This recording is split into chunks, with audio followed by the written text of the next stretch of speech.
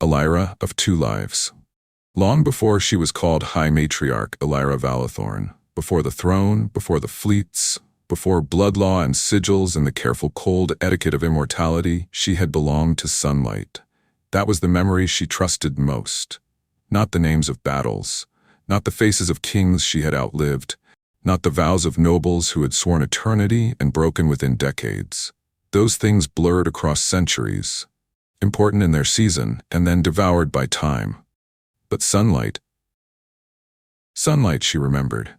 The exact warmth of it on bare forearms as she knelt by a river washing dust from linen, the smell of hot grain in summer fields, olive leaves whispering in evening wind, clay beneath her fingernails, her mother's voice calling from the doorway before dark. The ordinary sacredness of a life too small for history and therefore, in its own way, too precious for power to understand. In those days she had another name. She still spoke it sometimes when she was alone, never aloud where others might hear, never where the walls of the court might carry it. Only in the private sanctuary, before the table of relics no one but a handful of her most trusted attendants knew existed. Tonight she stood there again. The room was narrow, high, and windowless, its walls made not of the glossy living obsidian that marked the rest of the umbrellith, but of much older stone transported piece by piece from a world no chart in the modern sovereignty named anymore. The air held a faint fragrance of cedar oil and old ash. No court sigils adorned the chamber, no symbols of House Valethorne, no imperial standards, only the relics. A clay lamp with one cracked side, a silver icon worn smooth by generations of touch. A child's ribbon, once blue, now nearly colorless with age. A strip of linen folded and folded again until its fibers threatened surrender. A branch of olive wood wrapped in black thread. Elyra stood before them in silence, one hand resting lightly on the edge of the stone table, the other loose at her side. Her reflection stared back at her from the black mirror on the far wall. Ancient, composed, terrible, some would say. The face of a ruler who had buried worlds, crowned houses, shattered rebellions, and taught empires how to fear patience. But here, with the relics, she could still see the fracture line. Not in the scars at her temple. Deeper, in the fact that 2 selves had lived inside her for 22 centuries, and neither had managed to kill the other. Elyra, she said softly to the mirror. The name belonged to now. Then, after a pause, Eli. That one belonged to before. It was the name her mother had used when flower dust clung to her cheek, the name her younger brother had shouted while racing her down terraces of sun-baked stone, the name that had once meant daughter, sister, girl, and nothing more dangerous than that. She closed her eyes. Memory did not come in orderly procession. Not after so many centuries. It came like weather, fragments, sensations, blows. A hillside village of pale stone and red earth. A cup broken in the doorway because her brother had laughed too hard while carrying it. A woman's hands, work-worn and quick, braiding her hair with more care than words. The smell of sickness entering the village before anyone knew what it was. Men from the city arriving too late, too armed, too proud. The first dead wrapped and carried out. Then more. Then not enough cloth for all the dead. Elyra opened her eyes again. There was always plague in the old stories told about her beginning. Plague, war, famine, betrayal. Every generation preferred a different dramatic arrangement. Some claim she had been royalty before the change. Others, a priestess. Others, a war bride. There were sects among her enemies who insisted she had never been human at all, only an older thing wearing a woman's shape. All lies. Or rather, the kind of lies people tell when the truth is too small for the scale of what followed. She had been no one. A village girl on the edge of a dying province. Human in every ordinary way that mattered. That was why she had spent so much of eternity refusing to let herself forget it, because forgetting would be convenient.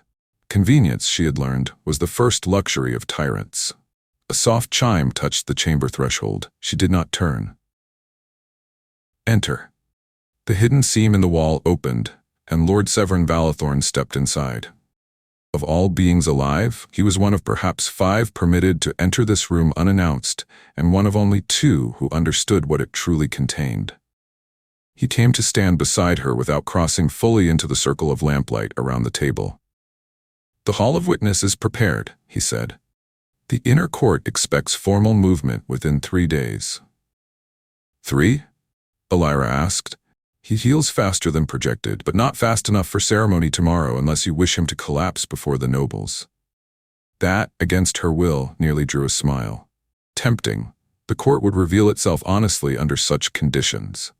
Severin let the remark pass as he usually did when her humor sharpened. "You have been watching him," he said. It was not accusation. Not quite. Elyra touched the faded ribbon with the back of one finger. "Yes. And there were many answers available. He is useful. He is dangerous to our enemies. He will strengthen the treaty position. The court cannot ignore what the old law has already accepted. All true, all incomplete." At last, she said, "He acted before rank could instruct him." Severin's gaze shifted to her reflection in the mirror. "That troubles you?" "No." Then, after a moment, "It humbles me." Severin said nothing. He was wise enough to know silence could be a form of service. Elyra turned then, not away from the relics, but enough that she could see her brother clearly. In their features there remained the old family stamp of House Valethorne, though time had carved them differently. Severin was harder, his beauty sharpened into martial severity. He wore command like armor, even out of armor. Yet in him, too, there were traces of what they had once been. Not human, no. Severin had been turned after she was. He remembered none of the sunlit years. That burden and that gift belonged to her alone. "You think I see too much in this," she said. He did not insult her by denying it outright. "I think," he replied, "that you see more than the court will tolerate if you speak it plainly." Elyra turned back to the relics. "The court tolerates what survives me. That has never been the same thing as what it understands." "No," she said, "it has not." Her fingers hovered over the clay lamp. She remembered the night she stole it. No. Rescued it. That was the honest word. The village had already been burning. Not by war then, by containment. Officials from the provincial city had ordered the infected quarter cleansed by fire, too frightened of contagion to distinguish sick from healthy. She had gone back into the smoke because her mother's body was there, because her brother's ribbon was there, because the little lamp by their hearth had burned through every winter she could remember, and something in her mind, young, wild, human, had rebelled at the thought of the fire taking even that. She had come out coughing blood. The soldiers had driven her and the rest of the survivors beyond the ridge. By dawn, the village was cinders. By dusk, the raiders came. Not human raiders. Not then. Something worse. Something elegant. The old courts of the night, before law, before sovereign consolidation, before anything civilized, had disciplined hunger into governance. They had found the survivors wandering and dying. Most were slaughtered. A few were chosen. She had been among the chosen. Severin knew the broad shape of that history, but not the texture. She had never given him the texture. Some memories were too intimate with pain to survive narration. Once spoken, they became spectacle, and she would not make spectacle of the girl she had been. "You are remembering the first court," Severin said quietly. Elyra did not ask how he knew. Yes. His jaw tightened slightly. Of all topics, the ancient pre-sovereign houses were among the few that could still stir visible anger in him. The old bloodlords had been predators first, rulers second, and civilized perhaps never. House Valethorne existed partly because Elyra had spent centuries eradicating what they represented. "They would have devoured him," Severin said. "The human, of course. And the child." Elyra's eyes lifted to the mirror again. Yes. There was no use pretending otherwise. The courts that made her had not believed in restraint, only hierarchy. To them, weakness was permission. Human tenderness was livestock sentiment. Children were lineage and leverage, not sacred charge. She had learned from them. Then, she had destroyed them. That was the truth of her reign. Not that she had emerged righteous from horror. That she had gone through horror, taken into herself enough of its shape to survive, and then spent 2,000 years refusing to let survival be the final theology of power. Jonah Mercer had unsettled her, because he had acted as though the right thing remained obvious. Elyra had not felt the right thing remain obvious in centuries. She felt it now only through discipline, which, she supposed, was its own kind of faithfulness. Severin stepped closer to the table, gaze settling at last on the relics. When you chose alliance with humanity, he said, many believed it strategy disguised as sentiment. The outer houses still believe that. They are not entirely wrong. And now? Elyra turned her head slightly. Now I believe strategy without memory becomes appetite with better grammar. Severin exhaled once, the nearest thing to a laugh he was likely to grant such a room. That, he said, will be difficult to place in an official address. Then you may edit me in public and leave me honest in private. An arrangement familiar to us both. A quiet settled, not empty. Kinship seldom is. At length Severin asked the question he had likely come to ask from the beginning. Will you tell him? Elyra did not answer immediately. She looked down at the olive branch wrapped in black thread. Once, long ago after the change but before the throne, she had kept an olive grove outside a border sanctuary. It was a foolish thing for a creature of the night to do, sentimental, laborious, impractical. The trees did poorly under shrouded conditions, and the fruit came bitter half the years, but she had kept them anyway because they reminded her that life could be cultivated rather than conquered. When the grove was burned during the Third Inheritance War, she had salvaged one blackened branch and wrapped it in mourning thread herself. She had not planted another. No, she said at last. Severin's brow shifted. Not at all? Not yet. He has already seen enough to suspect there is more beneath your interest. Let him suspect. That is not the same as understanding. No. Would understanding not serve him? There it was, the practical question, the sovereign question. Elyra laid her hand flat on the stone beside the relics. Understanding my history, she said, would burden him with symbolism he has not chosen. Severin's expression remained composed, but she knew him well enough to hear the challenge beneath the stillness. He already bears symbolism he did not choose. That is precisely why I will not add myself to the weight carelessly. The answer silenced him, though not because he agreed fully. Because he knew the reasoning was not political. It was moral. Elyra looked again into the mirror, and for a moment, just a moment, the old fracture widened enough that she could almost see both selves clearly at once. Eli, village girl, soot-faced, shaking, clutching a cracked lamp while men with authority burned the place she loved. Elyra, matriarch, crowned by fear, keeper of fleets, architect of discipline, trying across 2,200 years not to let terror be the only inheritance she passed on. 2 lives, not sequential, concurrent.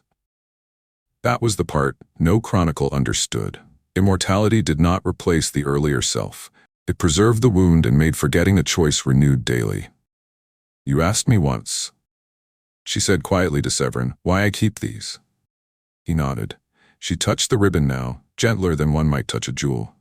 It is because power edits memory in its own favor, she said. It retells every cruelty as necessity, every indulgence as burden, every failure as someone else's fault. Her eyes lifted. These refuse me that luxury. Severin looked at the relics in silence. Then, very softly, he said, and the human?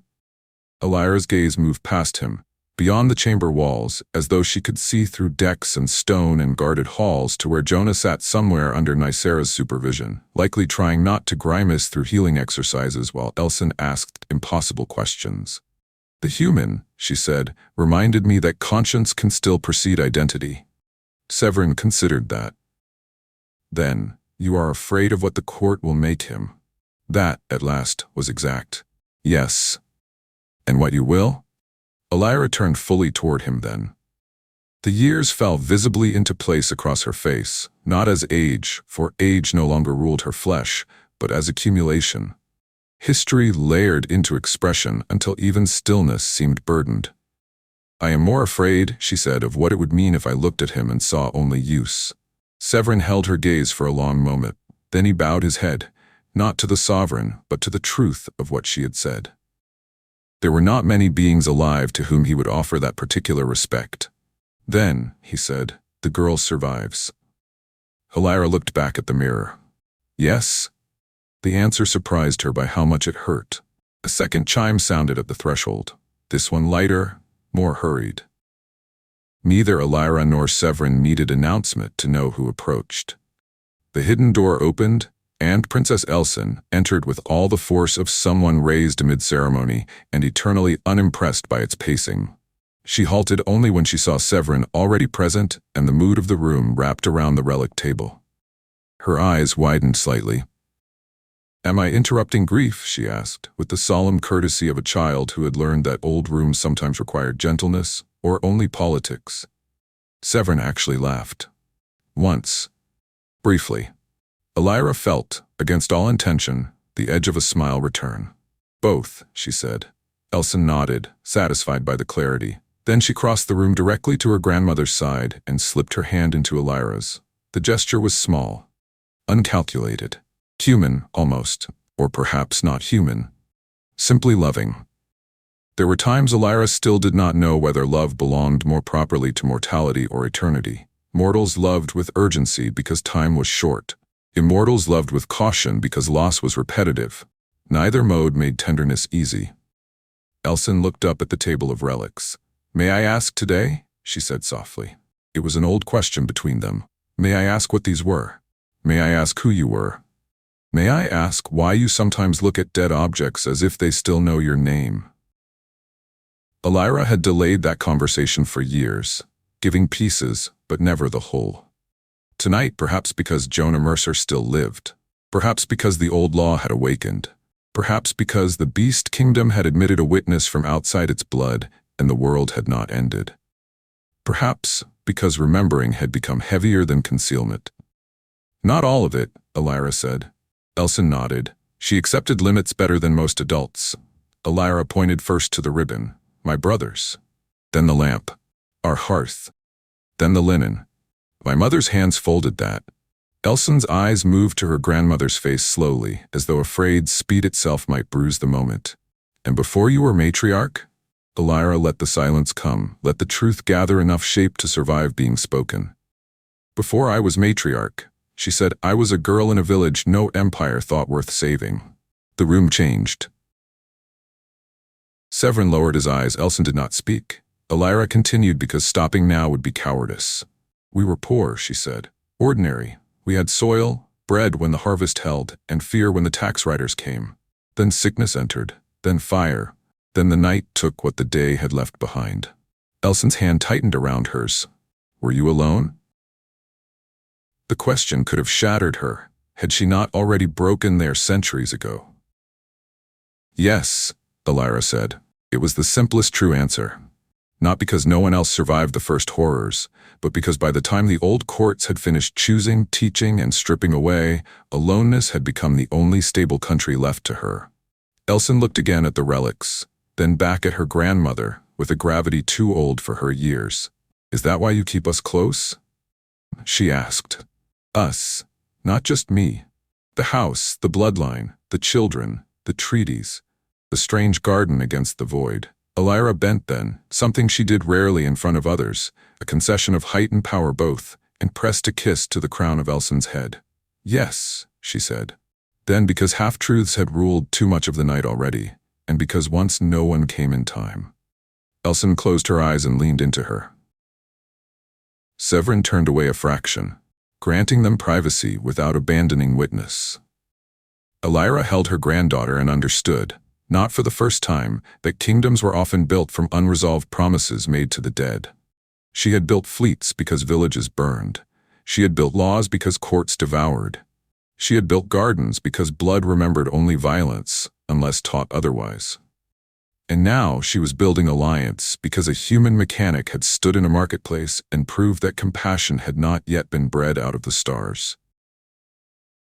When Elsan finally eased back, her eyes were bright but dry. "Jonah would understand that," she said. Elyra's gaze sharpened slightly. "Would he?" "Yes." There was no childish uncertainty in it.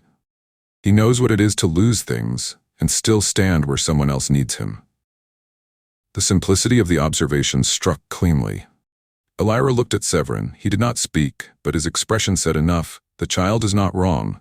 No, Elyra thought. She was not. Two lives. A village girl remade into sovereign knight, a mechanic remade by sacrifice into symbol. Neither had chosen the shape history would force on them. Yet both had been measured, in the end, by what they protected rather than what they possessed. Perhaps that was why Jonah troubled her. He reminded her not merely of what she had been, but of what she had once hoped power might preserve. Not innocence. That never survived long, but moral reflex, the instinct to shield before calculating advantage. That instinct had nearly gotten her killed at 17. It had gotten him shot 12 times. And still she could not call it foolish. At last she drew a breath and released it slowly. "Severin," she said. He turned back at once, moved the formal presentation to 4 days. He blinked. "You asked for speed. I am revising. The court will complain." The court complains when breathing is uneven. He almost smiled. And the reason? Elyra looked down at Elson, then at the relics, then at her own hand resting on stone older than her empire. "The reason," she said, "is that I will not present him merely as a symbol before I decide whether I am asking him to carry memory as well." Severin bowed. "As you command." He withdrew then, taking politics with him as much as politics ever left any room. When the door sealed, only Elyra, Elson, and the relics remained. The child looked up. "Grandmother?" "Yes? Are you sad tonight?" Elyra considered lying. Then, because memory had already demanded enough courage of her, she did not. "Yes." Elson absorbed that without fear. "Do you want company or silence?" There were many reasons Elyra loved this child with such ferocity. Chief among them was this. Elson asked the question rulers were almost never offered. "What do you need?" Elyra knelt beside her fully now, bringing herself level. "Company," she said. Elson smiled then, small and certain, and sat cross-legged on the floor beside the relic table, as though this were the most natural thing in the world. After a moment, Elyra did the same. Together they sat in the old chamber. An immortal queen and a child heir. A woman of 2 lives and the girl who might one day inherit both crown and burden. The lamp remained unlit, the ribbon remained faded. The mirror reflected them both. And somewhere beyond stone and stars, Jonah Mercer moved through a world he had not expected to survive, unaware that in the quietest room of the ship, the ruler of the Beast Kingdom sat beside relics of her lost humanity, and wondered whether the hardest task of power was not conquering enemies, but remaining answerable to the self who existed before power arrived. Elyra rested one hand lightly on the cold stone floor. In the stillness, she spoke not to Elson, not to Severin, not even to the dead. To the girl she had been. "I remember," she whispered, and for one sacred moment, across 22 centuries, that was enough to keep both lives alive.